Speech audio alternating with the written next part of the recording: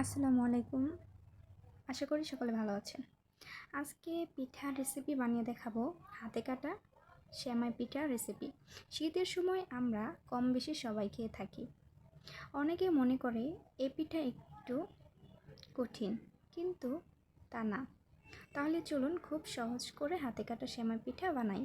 মূল পিঠা তৈরি করার জন্য প্রথমে আমার চালের গুঁড়া লাগবে। এটা আমি ডো করে নিব। এরপর আমি হাত দিয়ে এভাবে চিকন করে ফিতার মতো বানিয়ে নিব। এরপর এক সাইড দিয়ে এভাবে কেটে নেব আস্তে আস্তে।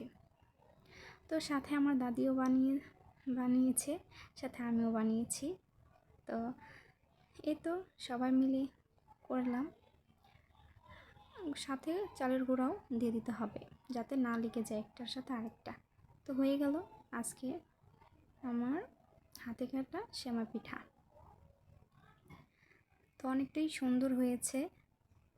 তো এখন আমি একটা চুলায় একটা প্যান বসিয়ে নিব। এরপর আমি 3 কাপ পরিমাণ দুধ দিয়ে দেব। এরপর আমি একটু নেড়ে নিব। নাড়া শেষ হয়ে গেলে আমি 1 চামচ লবণ দিয়ে দিব, 4টা তেজপাতা, 3টা এলাচ দিয়ে দিব। এবার ভালোভাবে একটু নেড়ে চেড়ে নিব। ভালোভাবে নাড়াচাড়া শেষ হয়ে গেলে এখন আমি এক কাপ চিনি দিয়ে দিব।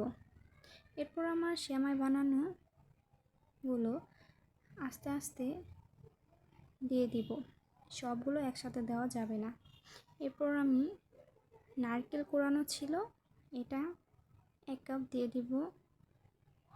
এভাবে আস্তে আস্তে সেমাইগুলো সব দেওয়া শেষ হয়ে গেল। এরপর আমি প্রায় 10 মিনিটের মতো নেড়ে চেড়ে নেব। এ তো হয়ে গেল আজকে আমার মজাদার হাতে কাটা সেমাই পিঠা রেসিপি। তো কতটা সুস্বাদু হয়েছে দেখাই বোঝা যাচ্ছে। তো আমার জিভে এখনই জল চলে আসছে। তো অনেকটাই মজা হয়েছে, আমি একটু টেস্ট করে দেখলাম। তো এভাবে কেউ বানাতে চাইলে খুব সহজে বানিয়ে নিতে পারেন গ্রাম বাংলার হাতে কাটা সেমাই পিঠা। তো সবাই ভালো থাকবেন, সুস্থ থাকবেন। এই পর্যন্তই। আল্লাহ হাফেজ।